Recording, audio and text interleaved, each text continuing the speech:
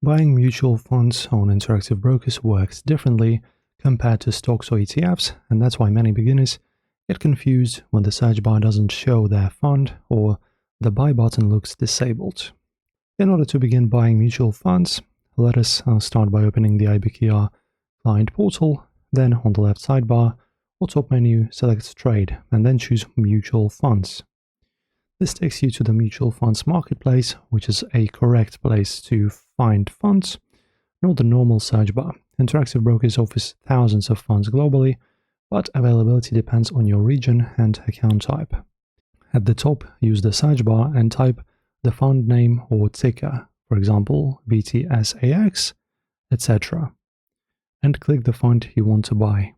After that, you'll see all important details: the expense ratio, minimum investment amount, whether the fund charges a transaction fee, and whether it is available for your account. If you see not available, it usually means the fund is restricted to US residents or the provider doesn't allow IBKR distribution. If it's available, click Buy. And after that, you just enter the amount in dollars you want to invest. Mutual funds on IBKR are bought by dollar amount, not by shares. Choose the account, confirm investment minimum, and then press Submit. Mutual fund orders don't fill instantly, they settle at the end of the day. NAV price set once the market closes. After the order settles, the position will appear in your portfolio like any other asset.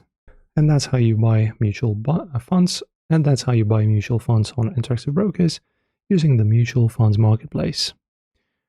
If this video helped you out, guys, don't forget to like and subscribe, and thanks for watching.